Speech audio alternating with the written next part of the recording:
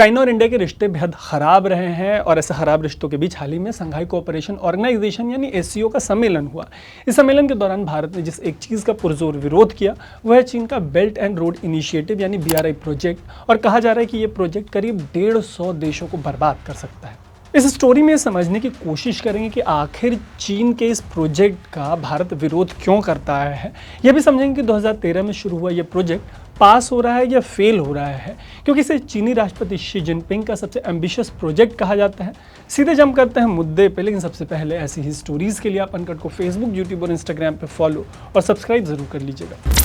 SCO सम्मेलन के दौरान प्रधानमंत्री नरेंद्र मोदी ने चीनी राष्ट्रपति शी जिनपिंग के इस महत्वाकांक्षी प्रोजेक्ट को लेकर कहा कि ऐसी परियोजनाएं जरूरी हैं, लेकिन इन्हें डेवलप करने के दौरान बाकी देशों की संप्रभुता यानी सोवरेनिटी का ध्यान रखा जाना चाहिए। दरअसल चीन का यह प्रोजेक्ट पाकिस्तान अधिकृत कश्मीर से होकर गुजरता है। भारत पूरे कश्मीर को अपना अभिन्न अंग मानता है। ऐसे में इस तरह के किसी इलाके से ऐसे प्रोजेक्ट का गुजरना दूसरे देश की सीमा में दखल के तौर पर देखा जाता है, मतलब सोवरेनिटी के वायलेशन के तौर पर देखा जाता है। हालांकि भारत के इस तरीके के कंसर्न के बीच चीन से लेकर रूस, पाकिस्तान, कजाकिस्तान, किर्गिस्तान, तजाकिस्तान और उज्बेकिस्तान और अब तो ईरान भी यानी एससीओ के लगभग सारे जो मेंबर देश हैं वर्चुअल शिखर सम्मेलन में अंत में BRI के पक्ष में दिखे, लेकिन भारत ने इसका समर्थन करने से इनकार कर दिया। हुआ ये कि भारत ने BRI के समर्थन वाले न्यू दिल्ली डिक्लेरेशन पैराग्राफ पर साइन करने से इनकार कर दिया। भारत के पास ऐसा करने के पर्याप्त कारण है। भारत के पास क्या वजह है ये समझने से पहले समझते हैं कि आखिर ये BRI है क्या भला। बेल्ट एंड रोड इनिशिएटिव को न्यू सिल्क रोड भी कहा जाता है। इसकी शुरुआत 2013 में चीन के शी जिनपिंग ने की थी, जो राष्ट्रपति हैं वहाँ के। इस प्रोजेक्ट का गोल इंफ्रास्ट्रक्चर बिल्ड करके ईस्ट एशिया और यूरोप को जोड़ने का है। ये प्रोजेक्ट अफ्रीका से लेकर लैटिन अमेरिका तक फैला हुआ है। इससे चीन के आर्थिक और राजनीतिक प्रभाव में बढ़ोतरी की संभावना है। पहले से वन बेल्ट वन रोड पहल कहा जाता था, लेकिन बाद में इसे बेल्ट एंड रोड इनिशिएटिव का नाम दे दिया गया। यूरोपियन बैंक के मुताबिक BRI में सड़क तो है ही, इसमें समुद्री मार्ग भी शामिल है। इस प्रोजेक्ट के तहत सड़कों के जरिए चीन साउथ एशिया से लेकर रशिया और यूरोप तक से जुड़ रहा है। बाद में चीन के तटीय क्षेत्रों को इस तरीके के तमाम इलाकों से जोड़ा जाना है। द गार्जियन में छपी 2018 की एक रिपोर्ट के मुताबिक इस परियोजना की लागत $1 ट्रिलियन से ज़्यादा आंकी गई। हालांकि कोई भी फाइनल एस्टिमेट नहीं है जो ये बता सके कि इस प्रोजेक्ट में कितना खर्च आया या आएगा।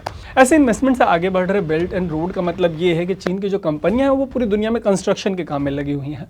हालांकि अभी तक चीनी अधिकारियों ने ये साफ नहीं किया है कि इस परियोजना में क्या क्या शामिल है क्या नहीं, जो कई तरह के संदेह पैदा करते हैं।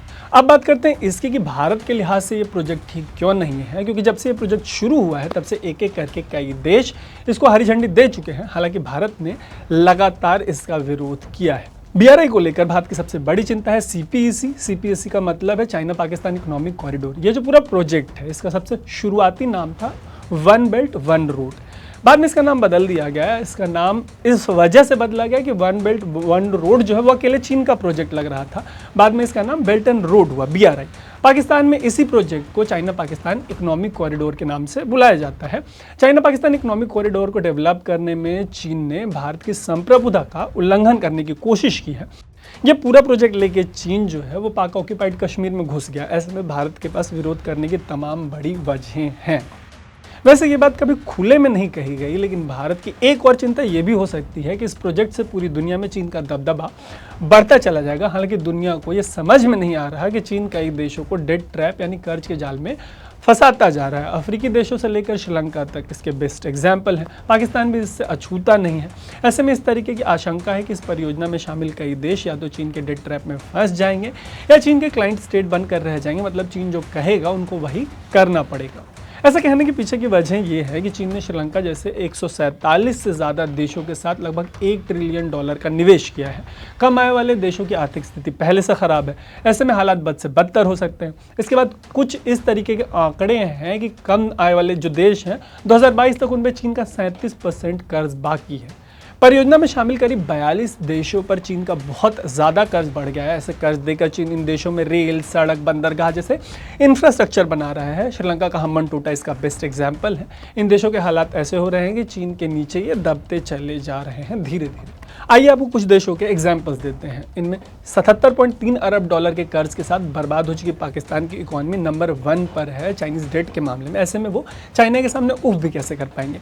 मालदीव के वित्त मंत्रालय के आंकड़ों के मुताबिक 2022 की पहली तिमाही के अंत तक मालदीव पर कर्ज बढ़कर 6.39 अरब डॉलर हो गया। यह मालदीव की जीडीपी का 113% है। ऐसे भयानक कर्ज का रीजन है चाइनीज प्रोजेक्ट्स। बांग्लादेश पर बीजिंग के कुल विदेशी ऋण का 6% बकाया है, यानी लगभग 4 बिलियन डॉलर का कर्जा है। ढाका अब तक आईएमएफ से 4.5 बिलियन डॉलर की पैकेज की मांग कर रहा है। अफ्रीका पर बीजिंग का 150 बिलियन डॉलर से ज़्यादा का बकाया है। इन सब की वजह से पाकिस्तान, श्रीलंका, बांग्लादेश आईएमएफ से राहत की मांग कर रहे हैं। ऐसे ही कर्ज का नतीजा है कि पिछले साल श्रीलंकाई सरकार चीन की तरफ ज़्यादा झुकी हुई थी और भारत विरोधी बन गई थी। बाद में श्रीलंका में सरकार बदली जो भारत को लेकर थोड़ा नर्म है।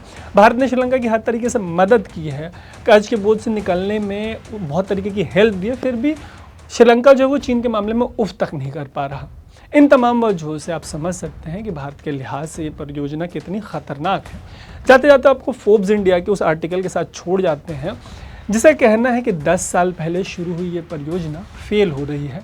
इससे जुड़ी फंडिंग सूख रही है। रिपोर्ट के मुताबिक प्रोजेक्ट्स धीमे पड़ रहे हैं। जिन देशों ने कर्ज लिया है वो डूब रहे हैं, लेकिन फिर भी जिनपिंग को भारत का इस प्रोजेक्ट पर सपोर्ट चाहिए। वैसे अगर आप यहाँ तक पहुँच ही गए हैं तो ये ज़रूर बताइएगा कि आपकी इस प्रोजेक्ट पर क्या राय है इतना कुछ सुनने के बाद। ऐसे ही स्टोरीज़ के लिए आप अनकट को फेसबुक, यूट्यूब और इंस्टाग्राम पे फॉलो और सब्सक्राइब ज़रूर कर लीजिएगा। देखते रहिएगा अनकट। मेरा नाम है तब।